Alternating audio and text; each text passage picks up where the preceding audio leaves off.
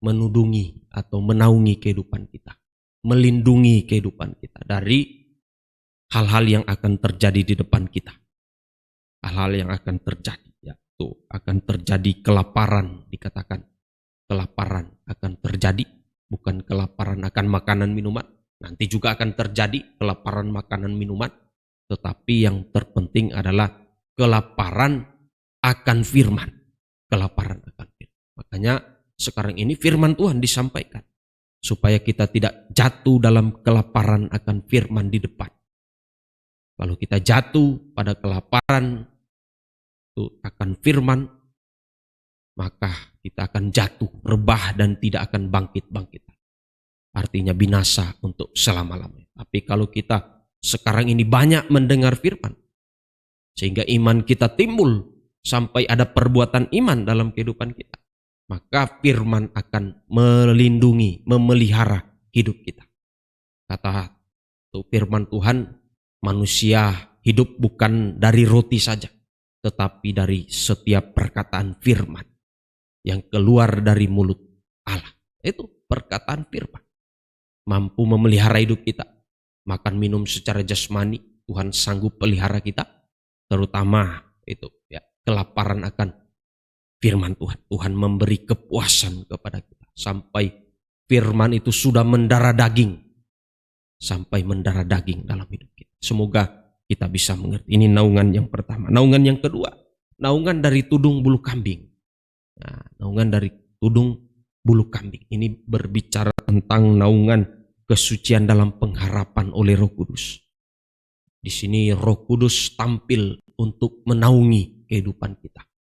Roh Kudus memberikan daya tahan supaya kita tetap bisa mengikut melayani Tuhan sampai garis akhir. Tetap setia berkobar-kobar dalam melayani. Itu kekuatan dari Roh Kudus menghadapi apapun. Ada masalah-masalah yang menggunung, Roh Kudus sanggup memberi jalan keluar kepada kita. Ada kemampuan ajaib dari Tuhan. Ya, itu naungan dari Allah Roh Kudus. Ini harus kita alami dalam kehidupan kita. Harus kita alami. Dan yang ketiga, ini yang masih kita melihat, yaitu naungan atau tudung dari kulit domba jantan yang berwarna merah. Kulit domba jantan yang berwarna merah. Ini adalah tudung kasih lewat pengorbanan Yesus. Tudung kasih lewat pengorbanan Yesus Kristus. Ya, domba jantan itu menunjuk pada pribadi Yesus. Yesus digambarkan seperti domba, seekor domba. Saat Yohanes melihat Yesus datang dalam Injil Yohanes pasalnya yang pertama, ayatnya yang ke-29 dan 36. Saat Nabi Yohanes melihat Yesus datang, dia berkata, lihatlah anak domba Allah yang menghapus dosa dunia. Lihatlah anak domba Allah yang menghapus dosa dunia. Yesus anak domba. Ya, itu yang anak domba Allah itu digambarkan seperti anak domba yang menghapus dosa seisi dunia. Nah, kulit domba itu dikatakan berwarna merah. Dalam kitab Keluaran pasal 26 ayatnya yang ke-14 ya. Ayatnya yang ke-14. Dikatakan berwarna merah. Merah itu adalah tanda darah. Tanda darah. Jadi anak domba itu menunjuk pada pribadi Yesus dalam tanda darah. Artinya Yesus sebagai anak domba yang rela berkorban nyawa untuk menebus segala dosa-dosa kita. Untuk mengampuni segala dosa-dosa kita. Itulah pribadi Yesus dalam kasihnya yang besar. Dalam kasihnya yang besar. Makanya tudung dari kulit domba jantan berwarna merah itu menunjuk pada tudung kasih Yesus sebagai anak Allah lewat pengorbanannya di atas kayu salib. Ya. Dalam kitab Keluaran pasal 26 ayat 14, kalau kita melihat tudung itu, tidak dicatat berapa panjangnya, berapa lebarnya. Tidak ada ukurannya. Tudung kasih itu tidak mempunyai ukuran. Tidak mempunyai ukuran. Kalau tudung pertama jelas ada ukuran. Tudung yang kedua juga jelas ada ukuran. Tetapi tudung yang ketiga itu tidak memiliki ukuran. Itu sama dengan tidak terbatas. Jadi kasih dan pengorbanan Yesus itu tidak terbatas kepada siapa saja, kepada siapapun yang mau percaya kepada. Asal kita mau percaya, maka kita akan merasakan tudung kasih dari Tuhan. Kasih dan pengorbanan Yesus dalam Injil Yohanes pasal 3 ayatnya yang ke-16. Yohanes 3 ayatnya yang ke-16. Dikatakan karena begitu besar kasih Allah akan dunia ini. Itu karena begitu besar. Itu tidak terbatas, tidak ada ukurannya. Sangat besar kasih Tuhan atas kehidupan kita. Sehingga dia mengaruniakan anaknya yang tunggal dikatakan. Yesus anak tunggal Allah. Dia rela untuk datang ke dalam dunia. Untuk menyelamatkan manusia berdosa. Lewat pengorbanannya di atas kayu salib. Sehingga kita bangsa kafir mendapat kesempatan untuk beroleh selamat. Kita bangsa kafir mendapat kesempatan beroleh selamat. Itu lewat pengorbanan. Lewat pengorbanan Yesus di atas kayu salib. Dulu di Taman Eden itu saat manusia jatuh ke dalam dosa. Ini manusia pertama Adam dan Hawa jatuh ke dalam dosa. Mereka telanjang. Dikatakan mereka telanjang. Nah, untuk menutupi ketelanjangan mereka. Sehingga Tuhan memberikan pakaian kulit kepada mereka. Memberikan pakaian kulit untuk menutupi ketelanjangan mereka saat jatuh di dalam dosa. Karena Tuhan mengasihi manusia. Jangan sampai manusia yang sudah diciptakan menurut gambar dan rupanya binasa. Oleh sebab itu inisiatif dari Tuhan. Tuhan memberi untuk menolong manusia berdosa itu inisiatif dari Tuhan. Tuhan yang datang kepada manusia. Tuhan yang datang untuk memberi pakaian menutupi ketelanjangan mereka. Ya, berarti untuk mengambil kulit binatang ya, harus ada binatang yang disembelih terlebih dahulu. Harus disembelih terlebih dahulu ya. Tetapi dalam kitab Kejadian itu binatangnya belum disebut apa nama binatang. Nah, ini untuk menutupi ketelanjangan nikah Adam dan Hawa saat mereka jatuh di dalam dosa. Tetapi di dalam kitab Keluaran, nah itu apa itu? Dalam kitab Keluaran,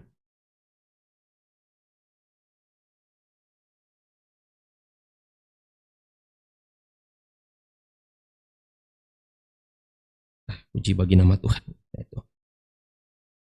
Nah, dalam kitab Keluaran, pasalnya yang ke-12 itu jelas binatang. Yaitu dikatakan binatangnya adalah seekor domba.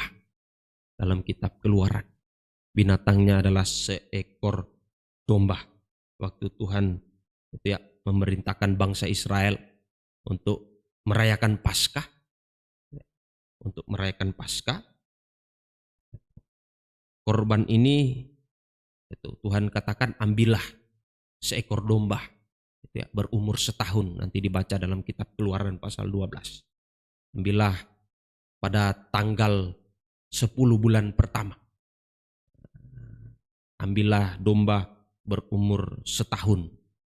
Domba jantan berumur setahun. Lalu disimpan 4 hari, pada hari yang ke-14 harus disembelih. Itulah korban Paskah. Itulah korban Paskah. Korban ini hanya berlaku untuk satu bangsa. Itulah bangsa Israel asli. Bangsa Israel asli. Untuk menyelamatkan bangsa Israel asli. Gambarnya.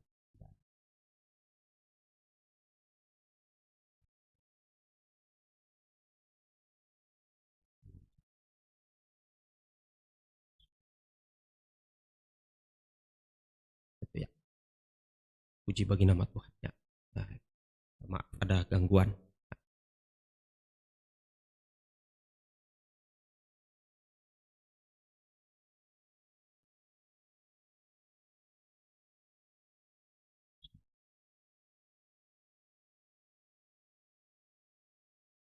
Puji bagi nama Tuhan.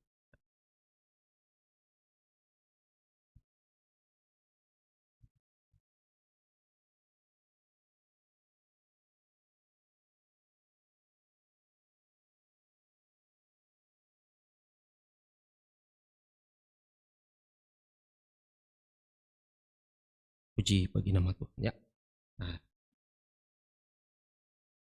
dalam kitab Keluaran pasal 12 di situ jelas binatangnya adalah seekor domba, tetapi itu hanya berlaku untuk satu bangsa. Itulah bangsa Israel asli. Sedangkan bangsa kafir masih telanjang. Masih telanjang. Binatang domba itu hanya berlaku untuk bangsa Israel asli, ya umat pilihan Tuhan. Ini menutupi ketelanjangan bangsa Israel. Sedangkan bangsa kafir masih ada dalam keadaan telanjang. Sehingga untuk menggenapkan korban itu, Yesus harus datang ke dalam dunia. Dia mati di atas kayu salib untuk mengampuni dosa seluruh dunia. Sehingga bangsa kafir tidak dihukum, tetapi bisa diselamatkan. Bisa diselamatkan. Bukti Yesus mau menutupi ketelanjangan kita adalah Yesus rela ditelanjangi di atas kayu salib. Itu buktinya. Dia mau menutupi ketelanjangan kita. Dia rela ditelanjangi di atas kayu salib. Terutama pakaiannya diambil, dibagi menjadi 4 bagian. 4 itu menuju pada 4 penjuru dunia. 4 penjuru bumi. Nah, diberi, pakaian itu diberi kepada seluruh penjuru bumi. Kepada semua manusia yang mau percaya kepadanya. Supaya tidak dihukum tetapi diselamatkan. Jadi dalam Kisah Para Rasul pasal 4 ayat 12 itu benar bahwa keselamatan tidak ada pada siapapun kecuali di dalam Yesus. Kecuali di dalam Yesus. Kita harus percaya bahwa keselamatan itu hanya ada di dalam Yesus. Jangan cari keselamatan di luar Yesus. Di luar Yesus tidak ada keselamatan. Tidak ada keselamatan. Keselamatan itu hanya ada di dalam Yesus. Hanya ada di dalam Yesus. Kita harus percaya kepada Yesus sehingga Yesus mengampuni dosa-dosa kita. Yesus mengampuni dosa-dosa kita. Inilah pengorbanan Yesus yang tidak terbatas untuk menyelamatkan manusia berdosa. Seperti tudung tadi tidak memiliki ukuran. Tidak memiliki ukuran. Itulah kasih Tuhan yang besar atas kehidupan kita. Apa prakteknya? Bangsa kafir ini hidup dalam kasih Allah. Sudah mendapatkan tudung kasih Allah. Apa praktek? Lewat pengorbanan Yesus. Apa praktek? Nah, 1 Yohanes 4, 9 sampai ayat 11. 1 Yohanes pasal 4 ayat 9 sampai ayatnya yang ke-11. Ini diulang kembali ya. 1 Yohanes pasal 4 ayat 9 sampai ayatnya yang ke-11. 1 Yohanes pasal 4, 9 sampai ayat 11. Dalam hal inilah kasih Allah dinyatakan di tengah-tengah kita, yaitu bahwa Allah telah mengutus anaknya yang tunggal ke dalam dunia, supaya kita hidup olehnya. Nah, inilah kasih itu bukan kita yang telah mengasihi Allah, tetapi Allah yang telah mengasihi kita, dan yang telah mengutus anaknya sebagai pendamaian bagi dosa-dosa kita. Saudara-saudaraku yang kekasih, jikalau Allah sedemikian mengasihi kita, maka haruslah kita juga saling mengasihi. Itu praktek bangsa kafir mengalami kasih Allah. Yaitu mulai dari berdamai di ayat 10 tadi. Ayo berdamai. Berdamai itu saling mengaku, saling mengampuni. Itu berdamai. Berdamai. Harus hidup dalam perdamaian. Harus hidup dalam perdamaian. Kita harus mengejar perdamaian ini. Harus mengejar, harus kita cari perdamaian. Dalam kitab Mazmur pasal 34 ayat 14. Mazmur pasal 34 ayat 14. Kita sudah diperdamaikan oleh Tuhan. Kita harus hidup dalam perdamaian dan selalu mencari perdamaian di dalam kehidupan kita. Mazmur 34 ayatnya yang ke-14. Jagalah lidahmu terhadap yang jahat dan bibirmu. Ayat 13 ya. Siapa yang menyukai hidup? Siapakah orang yang menyukai hidup? Tunggu ya, saya cari dulu. Ayatnya yang ke-15, mohon maaf. Mazmur 34 ayat 15. Jauhilah yang jahat dan lakukanlah yang baik. Carilah perdamaian dan berusahalah mendapatkan. Nah itu harus dicari. Perdamaian itu harus dicari dalam kehidupan kita. Sebab seringkali damai ini hilang. Seringkali damai ini hilang. Saat ada masalah mungkin ya. Dalam nikah ada masalah. Ada pertengkaran. Itu seringkali membuat damai itu hilang. Oleh sebab itu jangan biarkan damai itu tetap hilang dalam kehidupan kita. Jangan biarkan. Tetapi kita harus mencari. Yaitu kembali berdamai. Harus dicari. Bukan saat kehilangan damai lalu kita ya terserah. Mau tidak damai ya tidak damai. Terserah dia mau datang kepada saya ya terserah. Bukan seperti itu. Dicari, dikatakan tadi. Carilah perdamaian dan berusahalah mendapatkan. Ayo berusaha untuk mencari saat damai terasa sudah mulai hilang dalam hidup kita. Ayo kita cari berdamai. Berdamai dengan Tuhan, berdamai dengan sesama. Dalam kitab Roma juga ayat 12. Kitab Roma pasal 12 ayat 17 sampai 18. Roma pasal 12, 17 sampai 18. Janganlah membalas kejahatan dengan kejahatan. Lakukanlah apa yang baik bagi semua orang. Ayat 18. Sedapat-dapatnya. Kalau hal itu bergantung padamu, hiduplah dalam perdamaian dengan semua orang. Ayo sedapat-dapatnya dikatakan tadi. Kalau hal itu bergantung pada kita, ayo hidup dalam perdamaian. Hidup dalam perdamaian. Kalau sudah salah ya datang mengaku.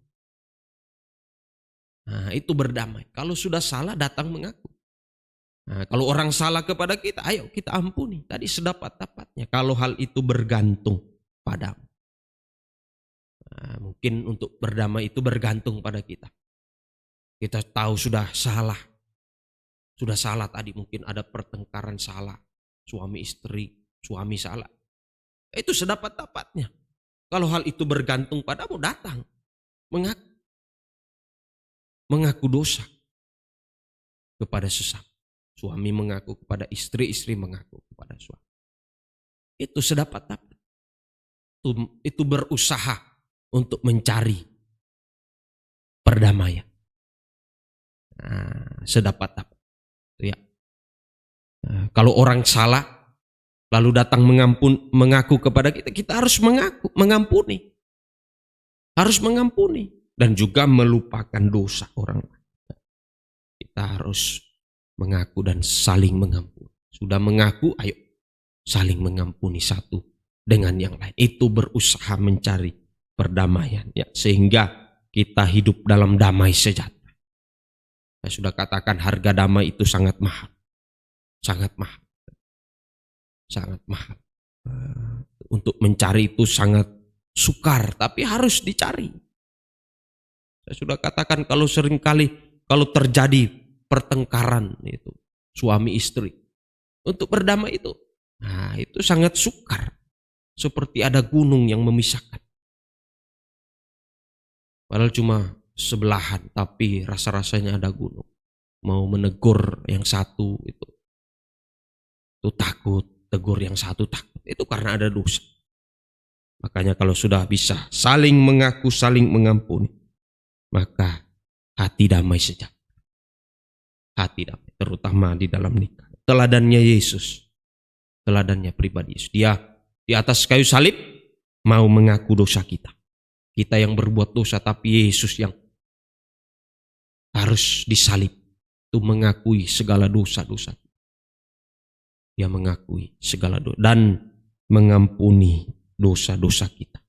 Itulah teladannya pribadi Yesus ya. Korban Kristus yang sudah menyelamatkan kita. 2 Korintus 5 ayat 18 sampai ayat 20. 2 Korintus pasal 5 ayatnya yang ke 2 Korintus pasal 5 ayat 18 sampai ayatnya yang ke-20. Dan semuanya ini dari Allah yang dengan perantaran Kristus telah mendamaikan kita dengan dirinya dan yang telah mempercayakan pelayanan pendamaian itu kepada kami. Sebab Allah mendamaikan dunia dengan dirinya oleh Kristus dengan tidak memperhitungkan pelanggaran mereka ia telah mempercayakan berita pendamaian itu kepada kami. Jadi kami ini adalah utusan-utusan Kristus. Seakan-akan Allah menasihati kamu dengan perantaran kami. Dalam nama Kristus kami minta kepadamu, berilah dirimu didamaikan dengan Allah. Itu. Nah, tadi dikatakan dan semuanya ini dari Allah di ayat 18. Jadi pendamaian itu inisiatif dari Tuhan untuk mendamaikan kita. Inisiatif dari Tuhan. Pendamaian itu dari Tuhan. Makanya dia rela mati di atas kayu salib untuk bisa mendamaikan kehidupan kita. Nah, karena Tuhan mau mendamaikan kita, jadi kita harus hidup dalam perdamaian.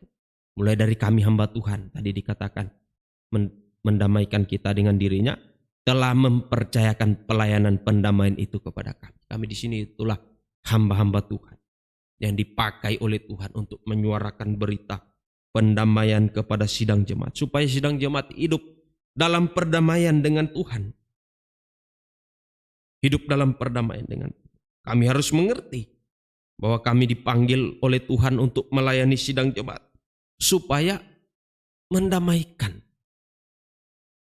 antara sidang jemaat dengan Tuhan. Mendamaikan sidang jemaat dengan Tuhan. Itu ya. Kami harus mengerti ya, bahwa kami dipercaya oleh Tuhan untuk membawa berita pendamaian, bisa mendamaikan sidang jemaat dengan Tuhan. Nah, sidang jemaat lewat pemberitaan firman,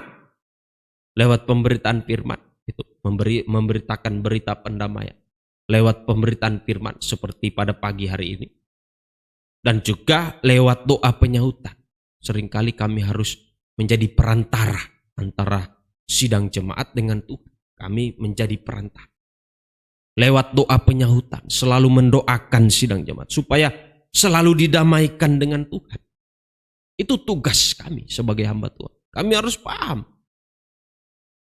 Itulah tanggung jawab sebagai seorang hamba Tuhan. Bukan hanya melayani, yaitu pimpin ibadah seperti pada pagi hari ini lalu selesai itu selesai. Bukan. Tetapi harus selalu memperdamaikan sidang jemaat dengan Allah. Lewat pemberitaan firman, harus berani menyatakan kesalahan, tetapi juga lewat doa penyahutan.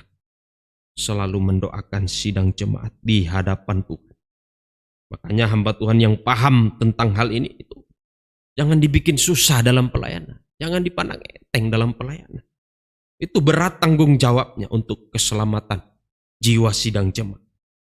Itu sangat berat ya. Jangan ditambah lagi bebannya. Jangan. Memberitakan firman bergumul sampai jauh malam, tengah malam, untuk mendapatkan firman Tuhan, mendapatkan makanan untuk diberi kepada sidang jemaat. Lalu juga selalu mendoakan, setiap hari didoakan sidang jemaat kepada Tuhan. Selalu didoakan. Itu dalam doa penyahutan. Setiap saat didoakan sidang jemaat. Setiap saat. Itulah tugas yang berat untuk keselamatan jiwa sidang jemaat. Nah, kalau kita mau berdamai, saling mengaku, saling mengampuni, mau berdamai. Sidang jemaat mau berdamai lewat mendengar firman, mau berdamai. Firman Tuhan mengoreksi kehidupan kita, kita mau berdamai. Nah, maka hasilnya kita diampuni oleh Tuhan. Kita diampuni. Kita mau saling mengaku, saling mengampuni. Maka kita juga diampuni oleh Tuhan. Dosa-dosa kita diampuni oleh Tuhan. Kemarin saya sudah katakan, yaitu arti didamaikan itu salah satunya ditutupi pelanggarannya. Itu diampuni oleh Tuhan. Diampuni, ditutupi pelanggarannya. Dalam Matius pasal 6 ayat 14. Matius pasal 6 ayat 14. Matius pasal 6 ayat 14.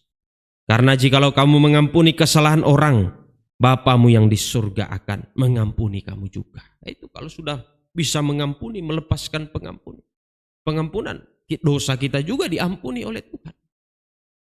Itu hasil. Nah, dan juga kita tidak terpisah lagi dengan Tuhan. Saat kita jatuh dalam dosa, berbuat dosa, kita terpisah. Dalam Yesaya pasal 59 ayat 1 sampai ayat yang kedua. Kita terpisah saat berbuat dosa. Tapi saat kita mau mengaku dosa dan menyelesaikan dosa, mengampuni, maka kita tidak lagi terpisah, tetapi bisa menyatu dengan Tuhan. Terjadi persekutuan dengan pribadi itu. Sehingga kita selalu disucikan. Seperti ranting melekat pada pokok itu. Terjadi persekutuan. Sehingga ranting itu terus dibersihkan. Mengalami penyucian terus. Itulah praktek bangsa kafir hidup dalam kasih Allah. Tetap ada dalam perdamaian. Berusaha untuk hidup dalam perdamaian. Ya, itu menghargai korban Kristus. Yang kedua, praktek bangsa kafir hidup dalam kasih Allah. Dalam 1 Yohanes pasal 4 ayat 11 tadi. Yaitu karena Allah sudah mengasihi kita, maka kita juga harus saling mengasihi. Ya, itu ya. 1 Yohanes 4 ayat 11. Saling mengasihi antara satu dengan yang lain. Harus bisa saling mengasihi. Mulai dari mengasihi sesama. Itu ya. Mengasihi sesama seperti diri sendiri. Mengasihi sesama seperti diri sendiri. Artinya tidak berbuat jahat kepada sesama. Tidak berbuat jahat itu mengasihi diri sendiri. Tidak berbuat jahat kepada sesama. Tidak merugikan. Tidak merugikan. Bagaimana diri sendiri kita mau berbuat jahat? Diri sendiri kita mau rugikan? Ya tidak mungkin. Itu mengasihi sesama. Seperti diri sendiri. Jangan mau merugikan. Jangan sampai kita merugikan sesama. Atau berbuat jahat kepada sesama. Jangan. Lebih baik kita yang dirugikan. Lebih baik orang lain berbuat jahat kepada kita. Tapi kita tidak boleh. Itulah. Bisa mengasihi sesama seperti diri sendiri. Mengasihi sesama. Ya. Tidak berkata-kata yang buruk terhadap sesama. Bergosip. Memfitnah itu. Jangan. Harus bisa mengasihi sesama kita. Seperti diri sendiri. Nah, itu. Praktek mengasihi sesama itu mulai dari dalam nikah. Mulai dari dalam nikah. Ayo bisa mengasihi sesama. Suami mengasihi istri, istri tunduk kepada suami. Itu kasih dalam nikah. Anak-anak taat dengar-dengaran pada orang tua. Itu kasih dalam nikah. Bisa mengasihi satu dengan yang lain. Mulai dari dalam nikah. Setelah dalam nikah ya kepada sesama kita. Kepada siapa saja. Harus bisa mengasihi. Saudara, kakak beradik, nah, itu ya, kepada sanak kita, itu kepada siapa saja, kepada tetangga dan sebagainya, siapa saja yang kita temui, ayo bisa mengasihi sesama seperti diri sendiri sampai kita bisa mengasihi musuh. Nah, bisa mengasihi musuh, bukan kita yang cari-cari musuh, tapi orang yang memusuhi kita. Tadi saya katakan. Orang yang berbuat jahat kepada kita itu jangan dibalas dengan kejahatan. Kejahatan tidak boleh dibalas dengan kejahatan, tetapi kejahatan harus dibalas dengan kebaikan. Orang lain sudah menyusahkan kita, ayo jangan kita balas dengan kejahatan. Balas dengan kebaikan. Itu praktek bangsa kafir hidup dalam kasih Allah. Bisa saling mengasihi, ya. Mengasihi sesama seperti diri sendiri. Tidak berlaku jahat kepada sesama. Itu ya. Seperti diri sendiri. Saya kasih contoh. Tangan saya yang sebelah kanan ini mungkin tutup pintu. Nah, tangan kiri saya ini kejepit dengan pintu. Karena tangan kanan tutup. Nah, tidak mungkin tangan kiri. Nah, sini kamu simpan tangan di pintu. Nanti saya dorong. Tidak mungkin. Tidak membalas kejahatan dengan kejahatan, tetapi dengan kebaikan. Dengan kebaikan. Nah, itu ya. Mungkin suatu saat tangan kanan yang terjepit, nah, tangan kiri elus-elus. Ya begitu. Bisa membalas. Bukan rasain dulu kamu juga buat saya seperti itu. Sekarang kamu rasa. Bukan seperti itu, tapi bisa mengasihi. Sampai bisa mengasihi musuh. Tidak membalas yang jahat dengan yang jahat, tetapi membalas kejahatan dengan kebaikan. Itu saling mengasihi sesama seperti diri sendiri. Dan juga mengasihi Tuhan. Nah, ini tingkatan yang berikut. Mengasihi Tuhan lebih dari semua. Lebih dari semua. Bisa mengasihi Tuhan lebih dari semua. Artinya bisa mengutamakan Tuhan. Mengutamakan ibadah pelayanan lebih dari semua. Itu bisa mengasihi Tuhan lebih dari semua. Mengutamakan Tuhan. Mengutamakan ibadah pelayanan lebih dari semua. Korban Kristus itu bagi kita bangsa kafir supaya kita bisa beribadah kepada Tuhan. Dalam Ibrani pasal 9 ayatnya yang ke-14. Ibrani pasal 9 ayat 14 dikatakan betapa lebihnya darah Kristus. Nah, itu. Ibrani 9:14. Betapa lebihnya darah Kristus yang oleh roh yang kekal telah mempersembahkan dirinya sendiri kepada Allah sebagai persembahan yang tak bercacat, akan menyucikan hati nurani kita dari perbuatan-perbuatan yang sia-sia, supaya kita dapat beribadah kepada Allah yang bisa beribadah kepada Allah itu dengan setia. Beribadah itu mengutamakan ibadah pelayanan lebih dari perkara-perkara jasmani, perkara dunia. Bisa mengutamakan ibadah pelayanan. Ya, semoga kita bisa mengerti dan juga mengasihi Tuhan itu dalam Yohanes pasalnya yang ke-14 ayat 15. Taat dengar-dengaran pada firman. Taat dengar-dengaran. Setia ditambah ketaatan. Sudah setia, sudah baik, tapi tambah dengan ketaatan pada firman. Itu mengasihi Tuhan lebih dari semua.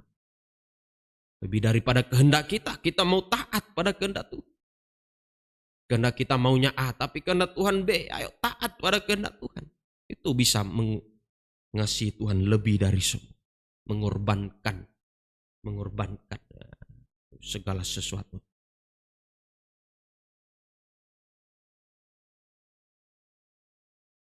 Mengorbankan. Tidak mengorbankan yang lain, tetapi bisa berkorban itu untuk bisa mengutamakan Tuhan. Taat dengar-dengaran pada firman. Nah, itu ya. Nah, ini yang kedua. Dan yang ketiga, yang terakhir, bangsa kafir hidup dalam kasih Allah. Praktek bangsa kafir hidup dalam kasih Allah. Yaitu bisa menyembah Tuhan. Bisa menyembah. Selalu menyembah Tuhan. Ada kerinduan untuk menyembah Tuhan. Makanya jangan malas menyembah. Disuruh menyembah jangan malas, jangan bosan. Jangan bosan, jangan malas. Harus menyembah Tuhan. Itu wujud kita bangsa kafir. Sudah dikasih oleh Tuhan. Tersungkur di bawah kaki. Harus menyembah Tuhan. Disuruh menyembah malas ya. Bagaimana?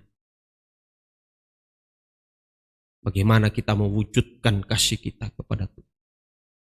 Kita seringkali mengatakan, aku mengasihi Engkau Yesus. Tapi sebenarnya kita tidak mengasihi. Sebenarnya kita tidak mengasihi. Disuruh menyembah seringkali kita tidak mau. Kita malas menyembah. Ayo, harus menyembah Tuhan. Dengan hancur hati. Seperti yang dialami oleh Maria. Saudara Marta. Bagaimana waktu menghadapi Lazarus yang mati. Dia hanya memohon kasih Tuhan. Supaya dia tetap hidup dalam kasih Tuhan. Menghadapi Lazarus yang mati. Sudah 4 hari dalam Yohanes pasal 11. Ayat 32 sampai 36. Injil Yohanes pasal 11. Injil Yohanes pasal 11. Yohanes 11, 32 sampai 36. Yohanes 11, 32 sampai 3. Yohanes 11, 32 sampai 36. Setibanya Maria di tempat Yesus berada dan melihat dia, tersungkurlah ia di depan kakinya dan berkata kepadanya, Tuhan, sekiranya Engkau ada di sini, saudaraku pasti tidak akan mati. Ayat 33, ketika Yesus melihat Maria menangis dan juga orang-orang Yahudi yang datang bersama-sama, maka masih gullah hatinya. Ia sangat terharu dan berkata, di manakah dia? Kamu baringkan? Jawab mereka, Tuhan, marilah dan lihatlah. Maka menangislah Yesus, kata orang-orang Yahudi, lihatlah betapa kasihnya kepadanya. Itu kasih Allah. Selalu tersungkur menyembah Tuhan. Apapun yang dihadapi. Apapun yang dia selalu tersungkur menyembah Tuhan. Sebab saya sudah katakan keadaan kita sekalipun kita hebat. Kita hanya seperti domba-domba sembelihan dalam kitab Roma. Seperti domba-domba sembelihan. Tidak bisa apa. Itulah yang dilakukan oleh Maria. Dia mengaku tidak bisa apa-apa. Dia tersungkur di bawah kaki. Dia katakan, sekiranya engkau ada di sini, saudaraku tidak akan mati. Nah, itulah kasih Tuhan. Hanya berharap belas kasih Tuhan. Hanya berharap belas kasih. Menghadapi apapun. Itu. Mungkin kita menghadapi kegagalan-kegagalan itu. Lazarus mati itu menunjuk kegagalan. Juga dikatakan sudah 4 hari dia mati itu. Menunjuk kepada kebusukan-kebusukan. Itu. Apapun keadaan kita. Dalam keadaan gagal, busuk, karena dosa. Pelanggaran datang menyembah kepada Tuhan. Bukan datang menangis, meratap, bersungut-sungut, kecewa, putus asa. Tetapi datang menyembah kepada Tuhan. Serahkan seluruhnya kepada Tuhan. Serahkan kepada biar Tuhan yang berbelas kasih. Sampai tadi dikatakan maka menangislah Yesus. Sampai menangis artinya sampai Yesus turut merasakan segala kelemahan-kelemahan kita. Sehingga kita bisa hidup di dalam kasih Allah tadi dikatakannya. Maka menangislah Yesus, kata orang Yahudi. Lihatlah betapa kasihnya kepadanya. Kalau kita datang menyembah Tuhan, ada kegagalan dalam pelayanan, dalam nikah, dalam usaha pekerjaan ada kegagalan, ada kebusukan, dosa-dosa. Datang tersungkur di bawah kaki Tuhan. Hanya menyembah Tuhan. Hanya menyembah Tuhan. Berharap belas kasih Tuhan.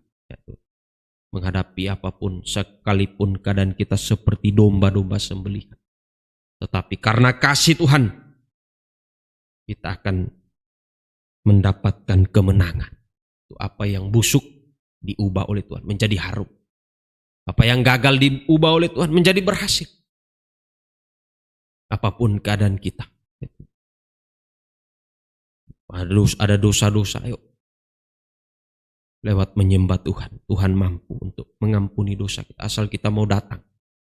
Mengaku kepada Tuhan. Segala keadaan kita. Seperti domba-domba. Menghadapi apapun Tuhan pasti menolong kita. Kita akan dijadikan lebih daripada pemenang. Ya, dalam kitab Roma pasalnya yang ke-8 ayat 37. Roma 8 ayat 37. Roma pasal 8 ayat 37. Roma 8 ayatnya yang ke-37. Tetapi dalam semuanya itu kita lebih daripada orang-orang yang menang oleh Dia yang telah mengasihi kita. Dia memberi kemenangan. Membarui, melakukan mujizat. Lazarus yang mati bisa bangkit. Itu mujizat terjadi dalam kehidupan kita. Apapun keadaan kita, ayo datang. Sungkur di bawah kaki. Biar mujizat Tuhan dinyatakan. Mujizat terbesar itulah keubahan hidup. Dari manusia darah daging diubah oleh Tuhan menjadi manusia rohani. Sampai kemenangan yang tertinggi.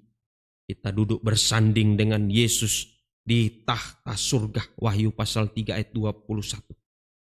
Wahyu pasal 3 ayat 21. Wahyu pasal 3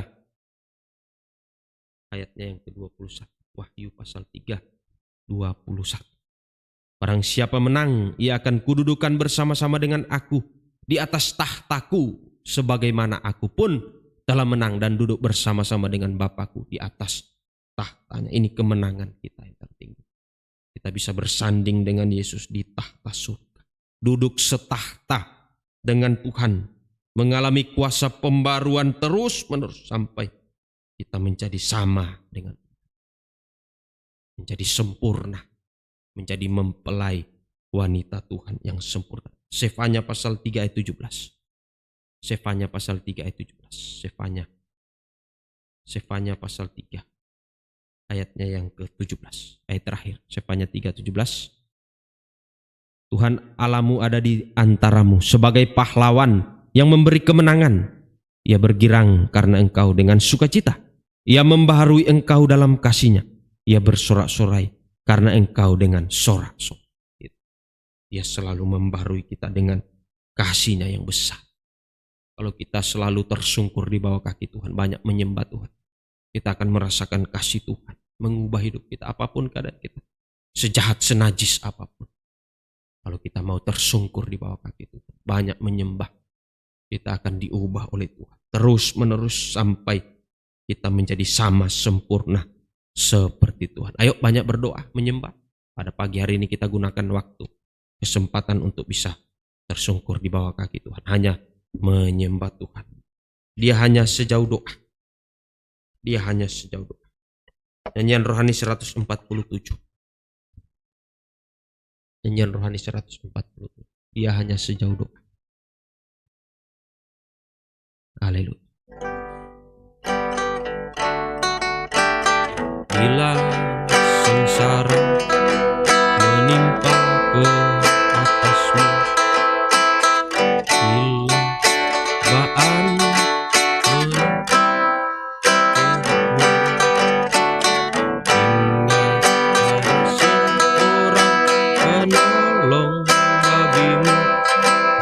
tak pernah jauh darimu.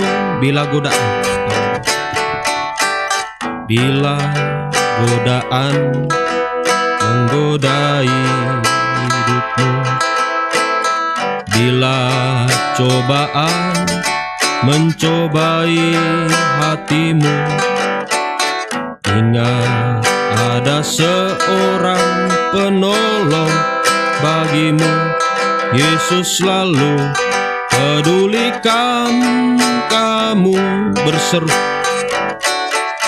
Berseru, haleluya, memanggil namanya, berdoa, Dia akan segera menghampiri dirimu. Percaya, Dia tak jauh darimu. Dia hanya sejauh doa. Haleluya. Berseru, ayo berseru, memanggil nama Tuhan, menyembah Tuhan. Apapun keadaan kita, Dia sanggup memulihkan kita. Haleluya. Dirimu percaya, Dia tak jauh darimu. Dia hanya sejauh doa. Lagi, haleluya. Berseru, haleluya, memanggil namanya, sejahat senajis apapun kita. Haleluya.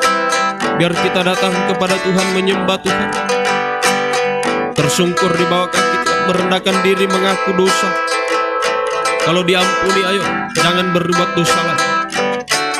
Dan kita bisa menyembah Dia, sehingga hidup kita terus diubahkan sampai suatu saat kita menjadi sama dengan Tuhan.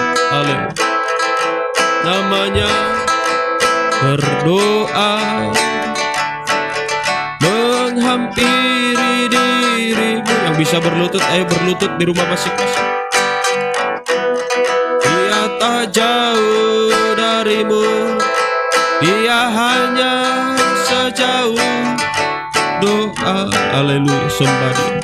Haleluya, haleluya, haleluya, haleluya, haleluya, haleluya, haleluya, haleluya Yesus,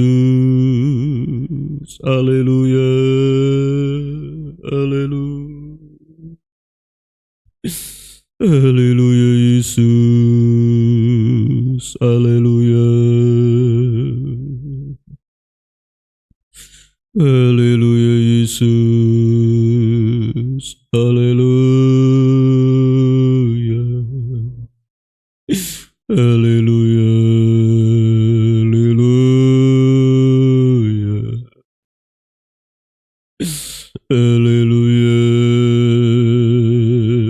ya Tuhanku. Haleluya, haleluya, haleluya. Kami menyembah-Mu Yesus. Kami menyembah-Mu Yesus.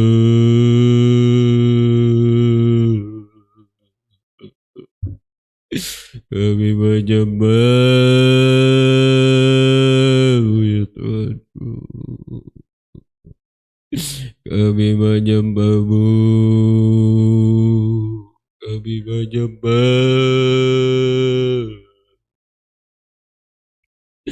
Kami menyembah-Mu. Haleluya. Kami menyembah.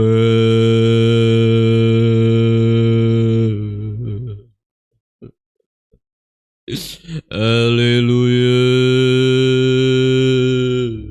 Haleluya. Kami menyembah-Mu Yesus.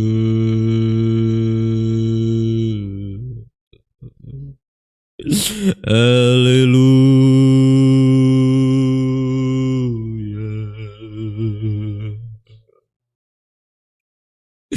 Hanya sembah,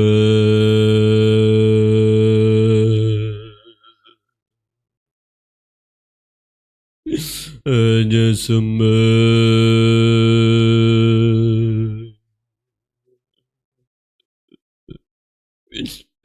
hanya sembah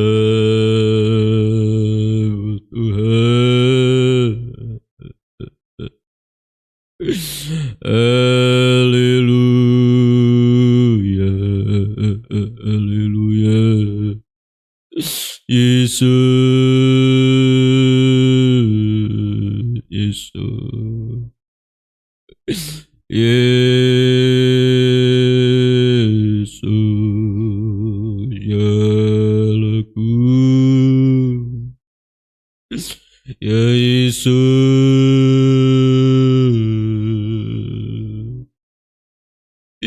ya Tuhanku. Haleluya, haleluya.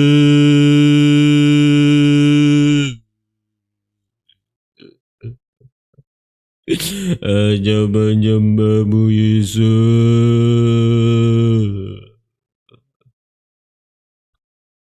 Hanya menyembah-Mu Yesus.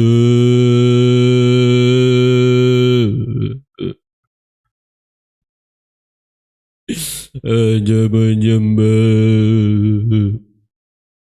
Hanya menyembah.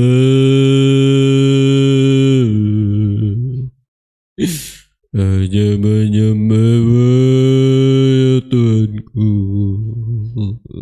Oh Yesus, kami mengasihi-Mu Tuhan. Kami mengasihi-Mu. Kami mengasihi. Kami mengasihi-Mu.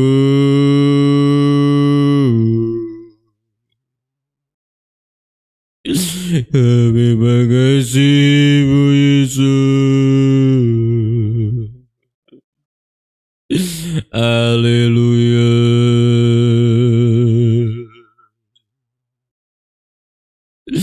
Haleluya.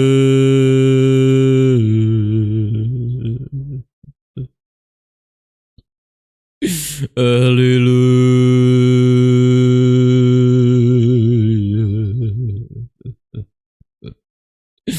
Haleluya.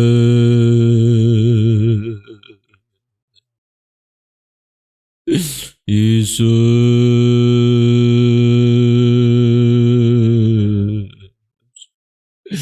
Yesus. Yesus.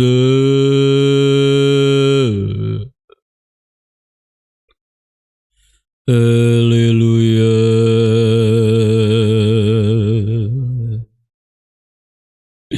Haleluya.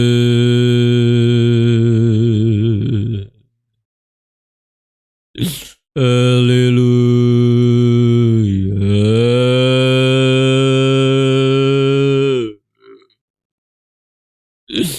Haleluya.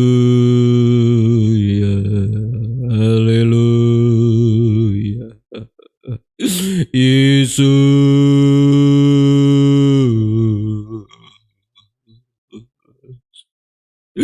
Yesus.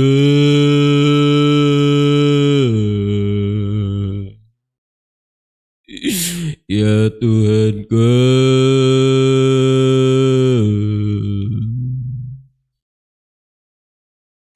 Ya Allahku. Terpujilah ya Tuhan. Terpuji. Haleluya. Haleluya.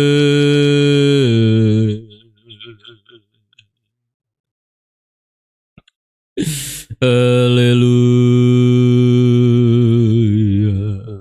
Yesus, berbelas kasih-Mu,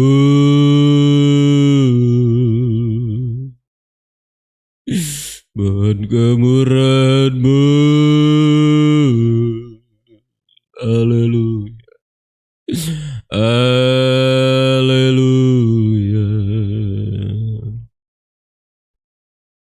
Yesus. Haleluya. Haleluya.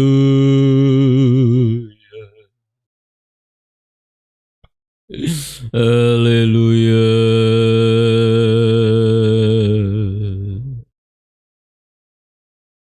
Haleluya.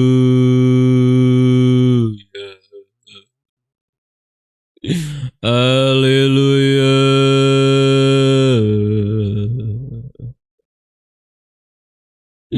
Haleluya. Yesus. Haleluya. Haleluya. Yesus. Yesus. Mohon belas kasihan-Mu Tuhan, mohon kemurahan-Mu. Haleluya. Haleluya. Haleluya. Yesus.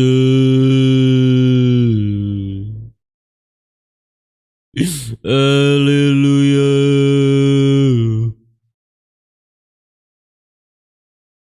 Haleluya. Mohon belas kasihan-Mu Tuhan, mohon kemurahan-Mu. Yesus, Yesus, ingat sidang jemaat-Mu Tuhan. Ingatlah sidang jemaat-Mu dimanapun mereka berada Tuhan. Jangkau kehidupan mereka Tuhan. Haleluya. Biar mereka tetap merasakan kasih-Mu. Haleluya. Haleluya. Haleluya. Biar sidang jemaat-Mu hidup dalam perdamaian Tuhan.